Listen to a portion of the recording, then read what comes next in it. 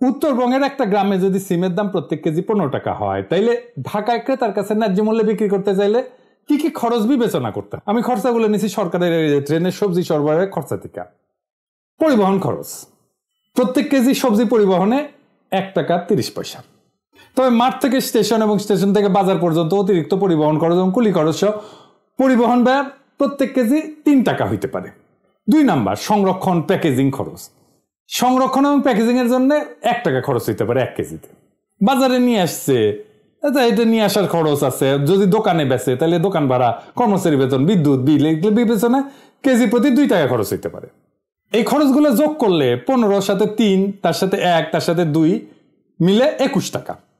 সাধারণত পাইকারি এবং খুচরা বিক্রেতারা মোট খরচের উপর একটা মুনাফা যোগ করে বিক্রি করে, তাই না? তো ধরা যাক মোট খরচের উপরে 20% মুনাফা যোগ করা হইল, তাইলে 4 টাকা 20 পয়সা হয় আর কি, 21 টাকার 20%। তাইলে ন্যায্য খুচরা মূল্য হবে 21 টাকা প্লাস 4 টাকা 20 পয়সা, মানে 25 টাকা 20 পয়সা। তার মানে ঢাকায় ক্রেতার কাছে সিমের ন্যায্য খুচরা মূল্য প্রত্যেক কেজি 25 থেকে 26 টাকার মধ্যে হওয়া উচিত। এটা যদি 30 টাকাও হয়, তাও এখনকার অর্ধেক দামে নেমে আসে কিন্তু দাম। এখন এই যে চান্দাবাজের সিন্ডিকেট, সে আসলে 15 টাকার 1 কেজি সিমে 34 থেকে 35 টাকা চান্দা নিচ্ছে, বিনা শ্রমের বিপুল আয়। আপনি এটা মাইরা বন্ধ করতে পারবেন না।